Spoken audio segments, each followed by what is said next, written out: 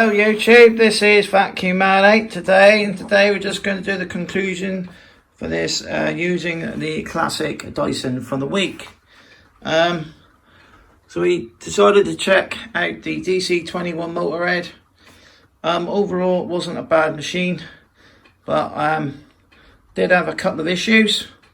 Firstly, when you switch the thing on, I think it probably won't do it now, you get a whistling noise. You get occasionally a noise where it leaks air, especially when you carry the thing. I'm not too sure what it is. I'm pretty guessing it could be the seal on it. The power head as well is quite noisy. If we switch this one on and find out, when you power the thing on,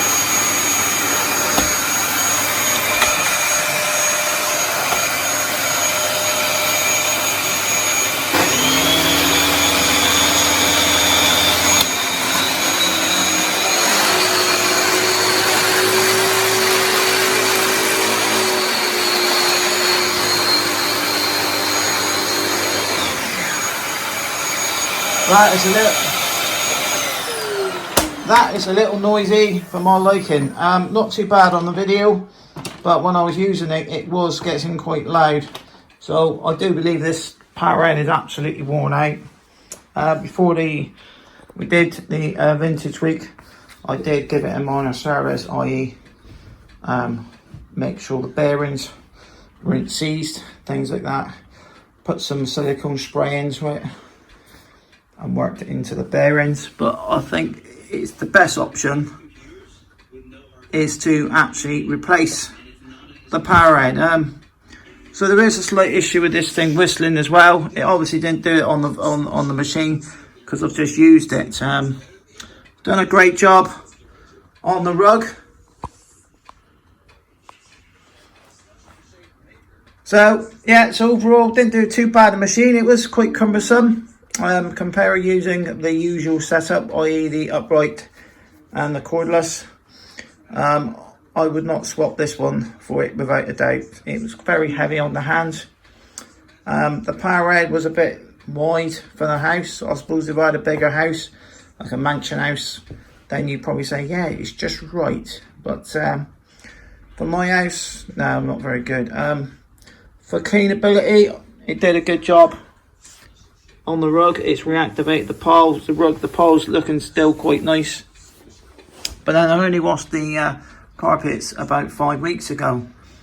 So yeah, so it got all the grit out of the rugs and that. I didn't bother using the articulating head on the floor because I've got more hard. I've got more soft furnishings to do than hard at the moment. The tools are pretty good, you know, that was worth having, I think, as well. Just put a little bit of money into this one. We'll have a really nice example. So it doesn't, you know, nothing's gone bang this week. We've had no issues with the thing intermittently going wrong. I've used it quite a bit this week. I've used it daily. I've had a fair bit of dirt going in and out from in and outside the house again. So it's had to pick up some of the composite. One thing I don't like about it is the angle of the bin, because you've got the max line there. So technically that, which has only got that amount, is up to the max line already. So I can't understand. So if you had the max line, it would be up to here, which isn't very good for the cyclones. So I don't think that's a very good design. But as we all know, Dyson did straighten up these machines on the later models. A little bit cumbersome, got caught around the door. The hose was a little bit long. The issue is when you shorten this, the hose gets longer, and when you lengthen this, the hose gets shorter. So you can't, so like with a Henry or a normal vacuum, when you shorten this bit, you've got the extra, or you can reduce it. This one is just one length, it doesn't matter where it is. So I found it was a little bit long around the house, but you know, I'm not moaning about it. It was a great vacuum on the stairs, probably the best Dyson I've used for stair cleaning, because it has the power head. But overall, it's worked for the week. We've had no issues. See how much dirt, the sort of dirt it's picked up. As you can see in there, it's picked all sorts of nasties up in there. This here would not normally go into me upright or in the cordless. So it has picked a lot of fine dust indeed, which is good, because that's what Dyson, compare when we did the DC22, that did not quite have as much fine dust as this one. And I think this one has a 1400 watt motor in it, I think it is, if I remember rightly. So, you know, it is a DC08 technically, but it is the deluxe DC08. Like I say, these tools, when I went on the Dyson website, I ordered them under the DC19 and DC20.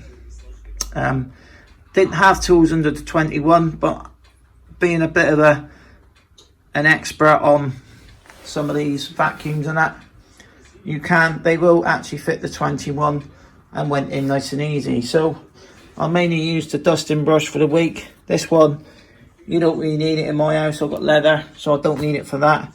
That one is ideal for the gaps in your furniture. It's also got this little hole here, which is for side. It's to stop the valve going off, that one basically. So if you stuck it down the side of your furniture and you have the hole covered, it might be going off. So good vacuum. I'm actually looking forward to getting the modern technology back. Haven't used the cylinder for quite a while. I just felt that I just actually prefer upright to cylinder vacuums personally now, and with all the and the way the cordless machines are getting perfected now, and all these companies are improving them now, you know, they're just getting better and better. I mean, technically Dyson do actually still sell cylinder vacuums, I think in Europe more than the UK. I've actually heard from people that work from Dyson saying, I'm amazed they haven't got rid of these cylinders yet, because nobody really buys them. It is, you know, at the end of the day, if you got hard floors, you could get away with a cordless, to be honest with you. If you had hard floors and you had a fluffy head, or you had the Shark with their hard floor head. So yeah, looking forward to going back to the technology. Cool. I'm just going to keep this video pretty short today. So thanks for watching. Please subscribe to Vacuum Man 8. I'll be alright next week. I've got a couple of other videos to do today to finish off a few projects, and yeah, so thanks for watching, and see you again. Bye for now. What'd you say, mate? What? Yeah, he's a bit tired. Bye.